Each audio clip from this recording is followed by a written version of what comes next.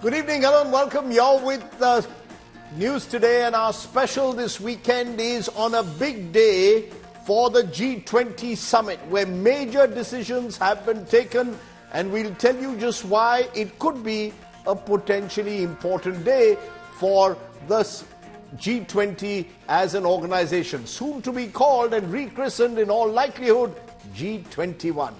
Is this a big victory for Prime Minister Modi's diplomacy? That's one of the questions we'll raise. Does the Delhi declaration tick all the boxes, or has it been watered down as some critics are suggesting?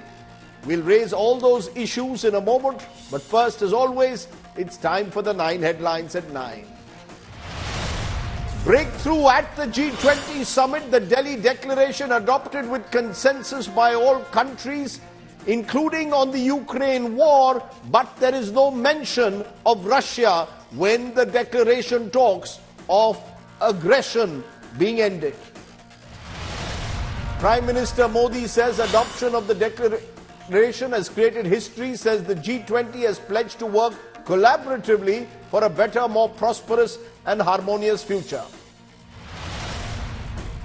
The mega rail ports connectivity deal announced. India, US, Saudi Arabia and UAE unveil an economic corridor that could potentially rival China's One Belt, One Road initiative. In a major turning point, the African Union becomes a permanent member of the G20 under India's presidency. The global south will now have more voice on the high table. On the biggest international platform, Prime Minister Modi makes a push for Bharat once again. His nameplate for the G20 summit reads Bharat instead of India. Former Andhra Pradesh Chief Minister Chandrababu Naidu arrested in the alleged 250 crore State Skill Development Corporation scam. Naidu calls his arrest illegal. More than 1,000 people are dead after an earthquake strikes Morocco. The quake measured 6.8 on the Richter scale.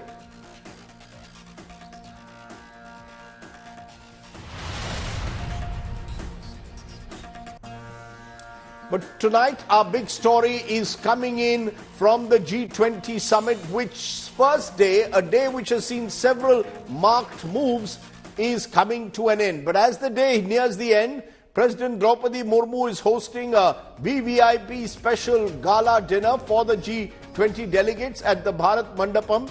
Pictures are coming in at the moment of various dignitaries being welcomed by President Murmu, Prime Minister Modi as the with the presidency of the G20 playing the host. Those pictures coming in ahead of that dinner at the Bharat Mandapam. Among others at the dinner, UK Prime Minister Rishi Sunak, Italian Prime Minister Giorgia Meloni, and the other world leaders who are attending that dinner. The world leaders and delegates being served a series of unique Indian delicacies at this official dinner.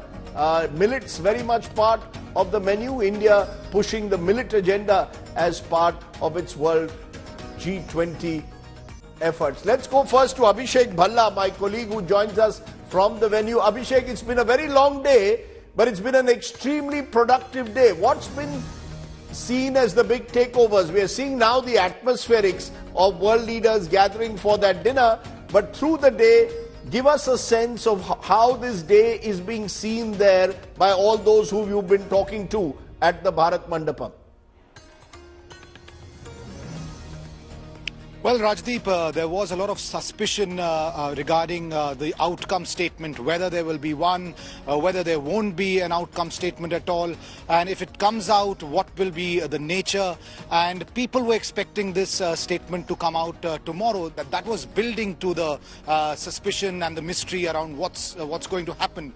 There was a bit of an anticlimax when that joint statement was read out today, and the big takeaway was that talking about consensus, whether there will be consensus on several issues or not, it's 100% consensus joint statement. 83 paragraphs in that joint statement, all 83 have complete consensus. So that's the big takeaway. Of course, the Russia-Ukraine war was the big contentious issue. Now that also, is extremely significant because it does mention, the statement has several references to the war, but there is no condemnation or reprimand for Russia. It's been worded very smartly. It says that territorial integrity of all nations needs to be respected. So there's a clear, subtle hint that Russia has gone beyond what the UN Charter says. There is a clear reference to that. The other big thrust from India was that India wants to be the voice of the global south, and that's something that's come out again very clearly, because not just has the African Union been made a permanent member of the G20, but several developing nations have rallied around what the agenda put forward by India was. Right. Abhishek Bhalla joining us, and we're going to come to those key takeaways at the moment, Abhishek, with all our special guests. But thanks very much for joining us there from the Bharat Mandapam. Now, as those images play out, let's give you all the big key takeaways. It's been a long day, a day where at the end of the day, it's been a productive day. The Delhi Leadership Declaration was adopted. Russia has not been named with reference to the Ukraine war. While condemning territorial aggression, there is no specific reference to Russia, unlike in Bali, and we'll be discussing that later too. Is this a climb down by the US and the West to make consensus possible? That's one takeaway that's coming in. The big other takeaway, African Union getting permanent membership of G20. That's huge. Effectively, 55 nations representing the African Union have now got a voice at the global high table. That is being seen as a major achievement for the Prime Minister in particular, who's been pushing India to be seen as the voice of the global South. The other big actual productive step forward, India, Middle East, Europe Economic Corridor announced. Now, we don't know how that will actually work in eventually, but it is an ambitious project. And US President Joe Biden has reportedly said that he expects that word economic corridor to come out time and again in the months and years ahead. So this is a major initiative. India, the United Arab Emirates, Europe, the United States, Saudi Arabia, all very much part of it. Remember, the Saudi royal prince is here for an official state visit on Monday. So that's a major step forward again of creating possibly an alternate to China's One Belt, One Road initiative. Also important, the Global Biofuel Alliance to boost the use of cleaner fuels that's been announced. That is again seen as a step forward as the world looks for cleaner energy in the next decade. And the declaration, Delhi Declaration, acknowledges the need for trillions of dollars for the climate fight. But the commitments there are still missing. How this climate financing will take place has been left for the Dubai summit that will take place later on, specifically on climate change issues. But either way, at the end of the long day, it will be seen as a big win for India, because the G20 countries did reach 100% consensus on the Delhi Declaration. Contentious issues were, in a way, some would say watered down, but carefully navigated to focus on what was needed, a roadmap ahead. Prime Minister Modi made that big announcement. He described it as historic and path-breaking. The government also says that the New Delhi Leaders' Declaration had a huge India narrative, a huge India footprint. How is this being seen? It's our top story. In a world divided, unity prevailed. हमारी teams के hard work से और आप सभी के सहयोग से नई Delhi G20 leaders summit declaration पर सहमति बनी है. India, as the G20 president, secured consensus. Even as the shadow of the Ukraine-Russia conflict loomed large over this gathering of the world's most influential leaders. मेरा प्रस्ताव है कि इस लीडर्स डिक्लेरेशन को भी एडप्ट किया जाए. मैं इस डिक्लेरेशन को एडप्ट करने की घोषणा करता हूं। इस अवसर पर मैं हमारे मंत्रीगण, शेरपा और सभी अधिकारियों का हृदय से अभिनंदन करता हूं। The G20 leaders unanimously adopted the New Delhi Declaration, agreeing that states must refrain from threatening or using force to acquire territory. A monumental victory for Indian diplomacy. Concerns that the G20 might falter due to the Russian and Chinese objections regarding the ongoing war were put to rest. The New Delhi Leaders' Declaration has 83 paras in all. All 83 paras have 100% consensus across all countries. This demonstrates both the Prime Minister's and India's great ability to bring all developing countries, China, Russia, everybody together on the same table. A year-long effort culminated in agreement when the world grappled with the Russia-Ukraine crisis. India showcased its diplomatic prowess, uniting global powers. The New Delhi Declaration called for peace without condemning Russia harshly, while addressing broader global economic issues. It envisages a green development pact for a sustainable future. It endorses high-level principles on lifestyle for sustainable development, voluntary principles on hydrogen, the Chennai principles for a sustainable and resilient blue economy, and the Deccan principles on food security and nutrition, among others. India, in its role as G20 president, championed inclusivity, especially for the Global South, in decision-making. At Prime Minister Modi's initiative, 125 nations were consulted to express the voice of the Global South. In terms of its organization and program, the Indian presidency, if I may say so, has been exceptional. Events have been spread across 60 cities, which are truly across the length and breadth of India. There has been a popular participation and a societal involvement of an extraordinary degree. The G20 has contributed to making India world ready and the world India ready. The New Delhi Declaration boldly carries the Indian narrative, embracing human-centric globalization across all aspects of development and geopolitics, from security and health to finance, economy and technology. It has been very clear in our mind that we should ensure that no one is left behind in our pursuit of global solutions. The G20, as you all know, is a very diverse group. Each country is at different milestones of economic development, and their trajectory is also very different in achieving their developmental goals. So through well-curated debates and careful assimilation of all the perspectives, the Indian presidency has crafted solutions that resonate with each member, offering a shared path forward for all. India's diplomatic triumph on the world stage, a significant stride in leading the world towards consensus and cooperation. Bureau Report, India Today. Okay, let's then raise the big questions on this big news day. Is this to be seen as a big victory for Prime Minister Modi's diplomatic outreach? Does the Delhi Declaration tick all the right boxes?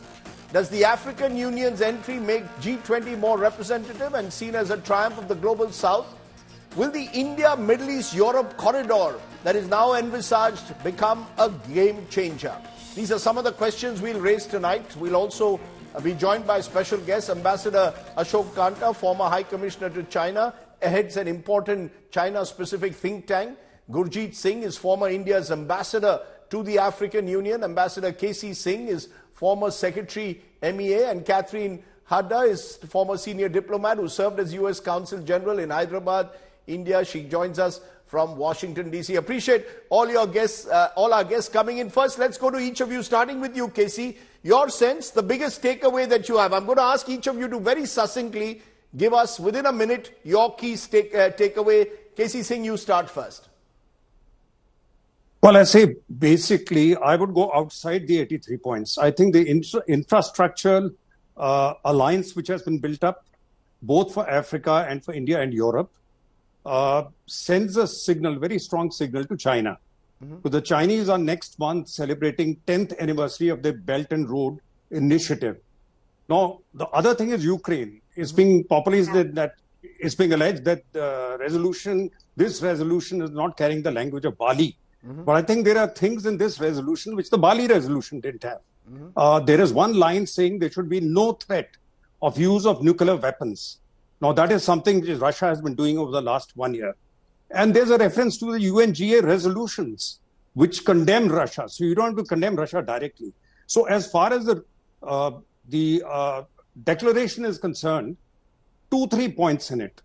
One is I will go thematically from how the themes have been added as G20 held the meetings. Paris climate conference brought in climate change. Climate change has been put on the back burner because Trump pulled them out. Trump pulled US out of the Paris conference, and then COVID came. Then with COVID came health on the agenda of the G20. And with Ukraine came food and energy security. So these are different themes which were getting addressed by them. And the most significant, as I said, is the infrastructure alliance, because that sets out a parallel. This is what the Americans have been saying. This is what Quad has been discussing. You can't say that the Chinese are doing something wrong by building up debt in the developing countries, because you haven't put anything on the table. What is your plan? So the plan is one which runs across Africa, one which connects Europe to India. And therefore, as far as the Chinese are concerned, they'll be very worried today, because here is now an alternative model with major contributors, Saudi Arabia, UAE, deep pockets, European countries. Italy just withdrew from BRI. A few weeks back, Italy withdrew from it. So you can see that this is now a parallel plan developed to rival China and therefore, in a sense, contain it. Okay, let me stop you, sir, because, we'll get all our panelists to give opening remarks. You're saying your big takeaway is what is the infrastructure thrust. Presumably, therefore, the India, Middle East, Europe corridor is a major announcement that should be seen as a potential game changer. Now, many would say, and it was said just now by Casey Singh, Ambassador Ashok Kanta, former ambassador to China, that there's a sense that the Chinese, in a way, have been sent a message that the voice of the global south gets stronger, one, and number two, with this infrastructure corridor, potentially you have something to rival the One Belt, One Road initiative. What is for you the biggest takeaway? Rajdeep, for me, the biggest takeaway is that African Union has been inducted as a permanent member of G20, correcting an imbalance in the composition, the grouping. A continent of 1.3 billion people had just one member, South Africa, in the grouping, and now that has been corrected. That also reinforces our voice of Global South, a major theme of our presidency of G20 this time. Number two, the fact that we managed to get an outcome document, leaders' declaration, on the first year summit itself, despite a whole lot of apprehensions. I think that's another big plus. At the same time, one has to note the fact that formulation on Ukraine is greatly diluted compared to the Bali language. So Chinese and Russians managed to have their way to a great extent. We received accommodation from our Western friends, from USA, EU, and other European countries that helped in ensuring that we had a consensus document. Third, I think our theme of emerging as a voice, I'll not say the voice of Global South, I think that has been taken forward. There are a number of openings in the leaders' document, a declaration which can be pursued. For instance, digital public infrastructure. That is something which can be utilized moving down the road, or global biofuel alliance, which was launched earlier today. Thirdly, a couple of things which have happened outside the G20, joint declaration. One, of course, is very important initiative on India, Middle East, Europe economic corridor. Potentially, it could be a game changer because we were earlier facing a problem in getting connectivity through Pakistan. Chabahar port was proving to be a non-starter. Now we can have connectivity through Saudi Arabia, Europe, and beyond to Europe. So this is, I think, something, but this is still in the realm of idea. Implementation will be a big challenge. Financial ecological viability. We'll have to learn from some mistakes made by BRI. So it's a little premature to project it as an alternative to BRI. Chinese have already put in more than $1 trillion in BRI. So let's see how it proceeds. But potentially, it's a very important initiative. Okay, so I think, Catherine Hadda, your big takeaway. Okay, well, first of all, thank you very much for having me here today. It's a pleasure. I'm going to agree with everything that both you and the other panelists have said so far. It's a great moment for India's leadership in the G20, not just for this meeting, which released, as was said, a consensus document one day early, but also through the entire year of working group meetings on all these different subjects. In my view, it was also a very good day for the United States and the United States objectives in the G20. I think you're right. The language was possibly watered down about Ukraine, but we all know who it was directed to. So it doesn't really, matter all that much. China was never mentioned. Belt and Road Initiative was never mentioned. And yet the messaging was very clearly about that. The United States really came into this meeting with the objective of proving that it was committed to the global south. And in that, I would say the AU membership is a victory for the global north as well as the global south, to make this organization more credible for a wider variety of economies. Another objective was to, counter China's malevolent behavior, regionally, globally, and through the Belt and Road Initiative. So, all these initiatives were very important. Our bilateral meeting between the president and Prime Minister Modi built on a very successful visit by the Prime Minister to Washington and shows progress we've already made in a number of areas. But it's also important to point out it was the first meeting since the BRICS summit. And if you compare the outcomes from this meeting, this session, to the BRICS, it's really remarkable how much more substantive and wide-ranging this is. And I think there's a lot of conjecture why, the leader of China didn't attend, but I think it's because he couldn't control the narrative. He couldn't claim to the mantle of representing the global south in the way that India can in this moment. And the way this organization can. So I think it was successful, for both our countries. Lastly, I would point out the very ambitious, corridor idea from India through the Middle East, through Europe. Yes, it counters the Belt and Road Initiative. And I want to point out 3 of the signatories are BRICS members, including 2 of the newest members. So again, a significant moment, I think, for both our countries. African Union, in a sense, is a common theme that's running in right through the big takeaways of the day. The fact that a union that represents 55 nations is now part of G20, probably to be rechristened G21, is a major movement forward. Gurjeet Singh, former India's ambassador to African Union, will this be seen by the African Union? And we'll have a guest coming in from Uganda later in the show. Will it be seen as India making strides to take leadership of the global south and indeed will win the hearts and minds of people in Africa? So, we already have the hearts and minds of the people in Africa. And this is something that they approached us to do because they knew India is the one who could do this. So I think this is a reflection of India's empathy with Africa.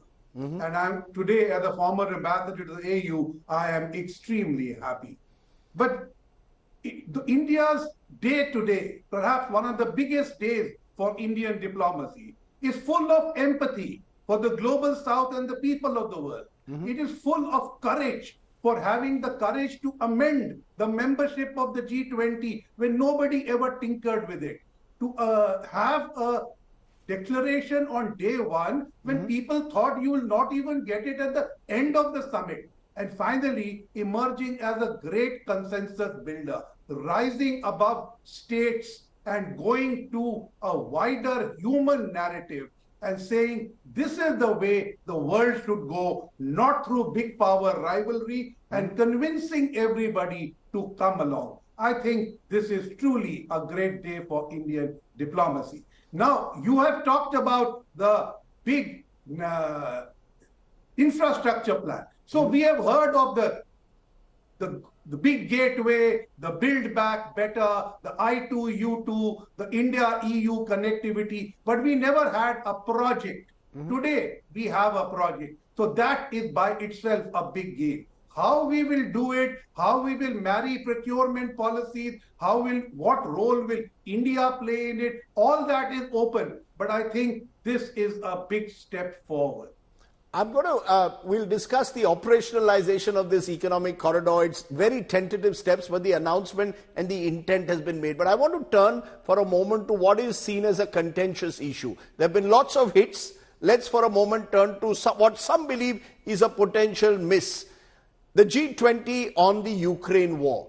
In Bali a year ago, this was what the declaration said. The Russians, remember, refused to sign on, but this is what it says. Deplores in the strongest terms the aggression by Russia against Ukraine and demanded complete and unconditional withdrawal from Ukraine. This is what was said in Bali. In Delhi, this is what was said. Refrain from the use of force to seek territorial acquisition, uphold principles of territorial integrity and sovereignty. KC Singh, Ashok Kanta there seems to believe that the West in a way buckled down or at least agreed to climb down, did not specifically name Russia like they did in Bali. In India, it seems the aim was to get consensus, and in the interest of consensus, the Russian name was avoided. Do you believe that this declaration is sufficient enough to act as any kind of deterrent on the Russians? Well, whether you named them or you didn't name them, it's very clear that you have Russia in mind. And don't forget, today, as the G20 was meeting, Russia was conducting an election in the occupied areas, in the areas it has occupied in Ukraine. So what changes on the ground? So what changes? I mean, at the end of the day, lots of fine words, but what changes on the ground? You see, it's a permanent member of the Security Council. It's a nuclear weapon state. So you can only push it up to a point. Otherwise, it's at war. Indirectly, the West is at war with them. They are giving military assistance to Ukraine. There's a counter-offensive which is on. So at the ground level, there is a war that is there. But at the multilateral, at this level, nothing extra would have been gained by naming Russia when the UN resolutions are there. You even said there shouldn't be any threat of nuclear weapons when the only country making those threats is Russia. So very clearly it's Russia. You don't have to name them. Whether China or Russia, it's very clear what you are saying. So I don't take it as a compromise which has in any way diluted the principle involved. The principle is you cannot use war to change boundaries. And you should not. Right. But Ashok Kanta, do you agree with what KC Singh just said? That at the end of the day, the Russians have, it's very clear who you're referring to. You didn't need to specifically refer to Russia as you did in Bali. That caused a lot of discomfort, led to almost a breakdown of any kind of consensus. To that extent, India's effort was to evolve a consensus, and this is the furthest and the best we could do.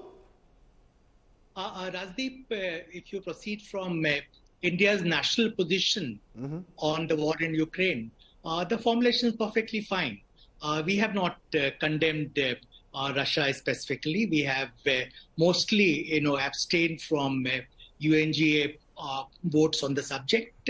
But if you look at it from perspective of Western countries, clearly,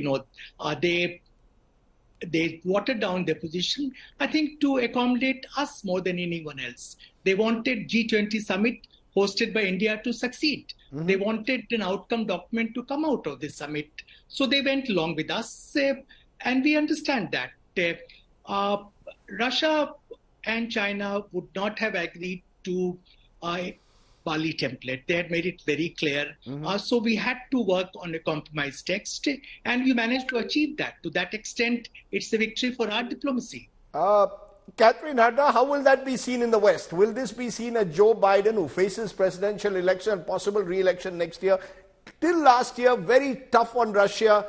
Now there seems to be some kind of willingness for the sake of a consensus document to compromise. Is that how it will be perceived in the West and Western capitals? Well, first of all, you have to separate the political argument from the opposition and the way most people will really see it. The opposition is always going to highlight, a perceived weakness in the administration. I would just point out a couple of things. One is last year, the language was very strong, but Russia is still in Ukraine. The war is still going on. The G20 is not really a political organization at its heart, and it's non-enforceable. So, how much energy, spiritually and otherwise, do you take up on an issue where you won't reach consensus? And when you have such a long list of accomplishments of things that you want to get done, right. Fight global climate change, promote equity for developing countries, enable the developing countries, through World Bank and IMF reform to access capital to deal with, rising interest rates, food insecurity, much of which is coming from the war in Ukraine, and pandemic preparedness. We can't forget we're still coming out of COVID, and a lot of the global South especially is still hurting. So these were very important agenda items to get consensus on. Whether you mention Russia by name, I would have preferred the first formulation. But if it's a non-starter, isn't it better to condemn Russia not by name and get all these other things on the table that are so important to all of us? Let me for a moment just go to another guest who's joining us. I'll return to Joab Okanda is Pan-Africa Senior Advisor, Christian Aid. He joins us on a day which is historic in many ways for the African Union. Appreciate your joining us, Mr. Okanda. What does this day mean for, you believe, the countries of Africa, the fact that you are there now on this global high table as a member of the G20 or the likely G21? Thank you so much for having me. This is a win for Africa. It's a win for Africa's diplomacy. And it is a good step towards Africa becoming a dynamic force in the international system, as has been enshrined in its Agenda 2063. This is an outcome of about 7 years of diplomacy, and seeing this happen, Africa joining this unofficial but very powerful global decision-making body, it's very important. It's a very important moment for the continent. It's good to have a seat on the table, but we are yet to see how Africa is going to define the menu on that particular table going forward. Let's look at that menu for a moment. What is it that Africa, you believe, would like? How would it like to redefine the menu? India has talked about, and there are signs of that in this declaration of the Global South getting a greater voice on issues like debt restructuring, on issues like climate change. Do you believe Africa, post-COVID in particular, the biggest concern is financial reconstruction? Exactly. In the just concluded climate summit, it was very clear, and African leaders put forward a very bold statement saying how Africa has structurally been underrepresented in the global economic decision making. We believe this is a first step towards that. We saw the role that the G20 played in during COVID-19 with the debt service suspension initiative, which unfortunately didn't work well for the continent. Those that are being discussed now being part of the discussion, we believe Africa can steer that conversation, because we are the ones who are experiencing the debt crisis. We are the ones who are impacted most by the climate crisis, and we understand the solutions much better than the G20 as has been structured and how it's been making decisions. And do you believe that India's role in that sense will be appreciated by Africa? The fact that in a Delhi declaration, in Delhi, when the G20 summit is held under India's presidency, Africa is on the high table. We saw it in the body language between Prime Minister Modi and the African Union President. Will this be something that will shape in a way a new kind of alignment, a new respect, dare I say, for India as well across the continent?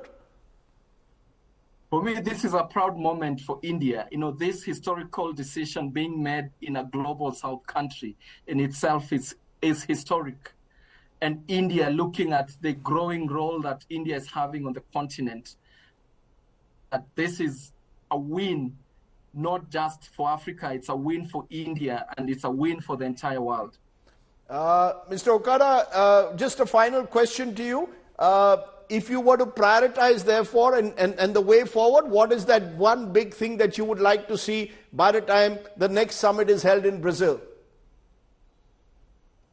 For me, one of the things that the top priority on my list would be to see how the global economic governance system is restructured or reformed to give Africa a better share, to look at how it deals with its current debt situation. That is priority, because debt, and secondly climate, actually, which is driving debt itself, being addressed is critical going forward. And looking at the presidency of the G20 now, possibly G21, going to another global South country is an immense opportunity for global South countries who are now part of this body to come together and push what is priority to them. And number one is the climate crisis. Number two is the economic crisis that global South countries are facing, and particularly the debt situation. Mr. Okada, I appreciate your joining us there, giving us an Africa perspective on what is an historic day in a way for the people of that country. Thank you very much. Gurjeet Singh, former ambassador to the African Union. I put out on Twitter today, and I always get in trouble on that, a picture of Jawaharlal Nehru with Nasser, reflecting in a way their role in shaping non-aligned movement. People said, why are you bringing in Nehru? But I was just giving a reminder that before Prime Minister Modi in 2014, there was Indian foreign policy as well. And I looked at, the kind of role that Mahatma Gandhi played in inspiring an entire generation of African leaders, all the way from Jomo Kenyatta to Nelson Mandela. Would you agree in a way that represents, in a sense, continuity with change? That this is a continent which had strong relations traditionally with India, and we've in a way rediscovered it and put it right on the global high table. So credit to Mr. Modi, and credit in a way to those who at first built these relationships in the colonial age. Brought Africa into the Bandung Conference, 1955. That's right. We were the champions of Africa in the non-aligned movement in 1961.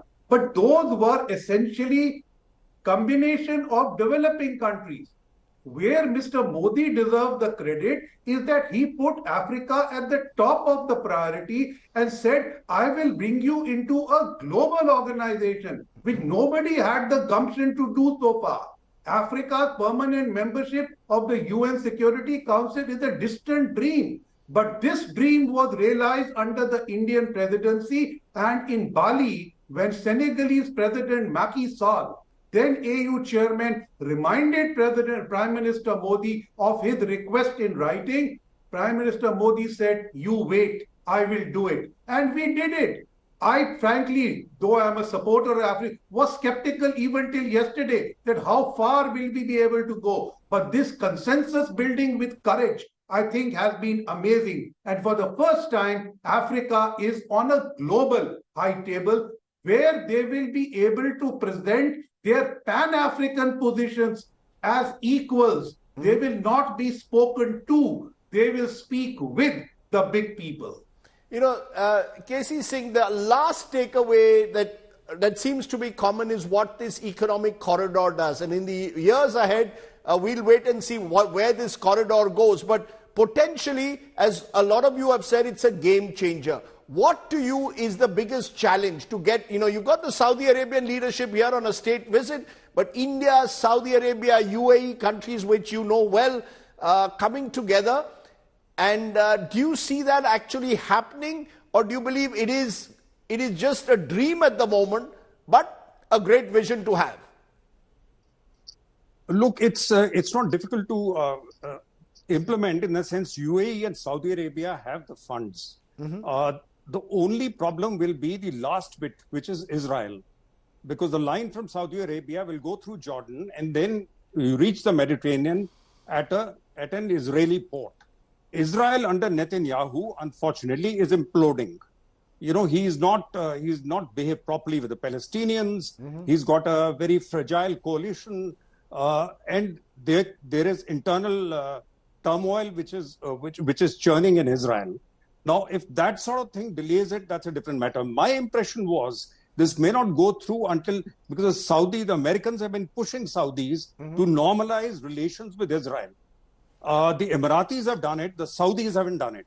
The Saudis have got preconditions that till Israel behaves with the Palestinians, gives them what is due, etc., we will not normalize relations. I thought till that is done, maybe the Saudis will say we'll not enter the corridor. It may still happen, because if they have not normalized relations with Israel, how do they allow a corridor to go through? But the interesting thing about the corridor is it's not just a railway line. It's got a pipeline with it, which is going to carry green energy. Now, that is a signal to Russia. You're driving these countries, you're providing them a market in Europe. They, at the moment, the Saudis and the Emiratis are exporting most of the oil to China and India. So they are again reconnecting the Gulf to Europe through green energy. And it's also going to have a digital, it's being called a green and a digital corridor. So there will be job creation opportunities for UAE and particularly for Saudi Arabia and then Jordan. When this line runs that way. So it's yeah. So you don't rule it out. You believe this is a potential, it's not just a pipe dream, to use the word, but it is something that is realizable in the next decade. Am I correct? It's absolutely doable because the Saudis have the money. Okay. And 2 weeks from now, what has not been mentioned, 2 weeks from now, President Biden announced that an investment forum is meeting in Washington. No, this is not the only corridor they're looking at. They want to replace China from the Pacific, from Africa, from Latin America. They don't want the Chinese roping in. There's so much debt which has been accumulated.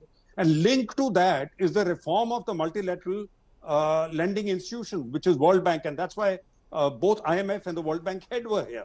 World Bank only has about $200 billion. So they want to augment that. They want to see where does the money come from. And Bagga was being interviewed today. He said it's going to be the corpus of the World Bank will get augmented. Then they want to bring in private sector. So they're really reinventing the way the multilateral lending takes place. Chinese are lending through their banks at banking rates. The World Bank will do it at concessional rates. So it's a big battle which is going on, which will be fought all over the place, and Chinese will be very worried today. Will the Chinese be very worried today, Mr. Kanta? You know China better than most. Do you believe the Chinese will be worried by what they've seen today? Well, Rajdeep, Chinese are clearly not comfortable with the way deliberations are taking place in G20. That partly explains absence of President Xi Jinping in G20 summit in New Delhi. But these are ideas which are being developed, including India, Middle East, Europe Economic Corridor, whereas BRI is a reality. Notwithstanding numerous problems Chinese are facing, there'll be sort of downsizing of BRI, but as a project, it will continue. We need to sort of come up with more substantive, detailed alternatives to BRI. I think a good beginning has been made, but much more work remains to be done. One other question which has been in a way put to the future is climate change. There is still no commitment even in this declaration on climate financing. There's talk of it, but is the money actually going to be put in? And that remains a big concern of the global south in particular, that the West needs to walk the talk. I'm sorry, is this a question for me? I Yes, didn't hear the... Yes, ma'am. Oh, okay, thank you so much. Well, look, when we talk about World Bank reform and the international lenders reform, that's a lot of what we're talking about is a labeling, concession or even grants to less developed economies to help not only mitigate the effect of climate change, but build an infrastructure, a climate resilient and renewable infrastructure for the future. And that also was a bilateral initiative that kind of hasn't gotten a lot of attention between our two countries, was to each commit to put in, $500 million towards, financing for this purpose. There was also the Biofuels Alliance. So I think the issue's gotten, attention in a number of different ways. Again, I think the G20's role is not as an independent actor financing things on its own. Its best role really is to reach consensus and common definitions and common goals on a number of very important issues, and kind of assign action. Who should take the action? Well, the MDBs need to be a big player to take the action. We can do things bilaterally and regionally to take action forward. The G20 itself, with the exception of things like the Finance Working Group on Health or something, they don't really do a lot of action within themselves. That's not the purpose, and it's probably not the best use of an organization like this. So it is, in a way, an issue for the future, one of the critical issues that will determine the success of countries to come together to, in a way, build a better world. The talk of one family, one world, a more harmonious world, must start somewhere with climate change as well. I appreciate all my guests joining us. It has been a big news day, lots of big talking points, and it's been, in that sense, a day when India's diplomatic leadership and Prime Minister Modi have much to be satisfied about. And on that note, I thank my panelists. And since satisfaction doesn't just come through diplomacy, it also comes through the optics, I leave you with the images of the day, some grand images right through this day, which reflect perhaps the fact that Mr. Modi always gets the packaging right.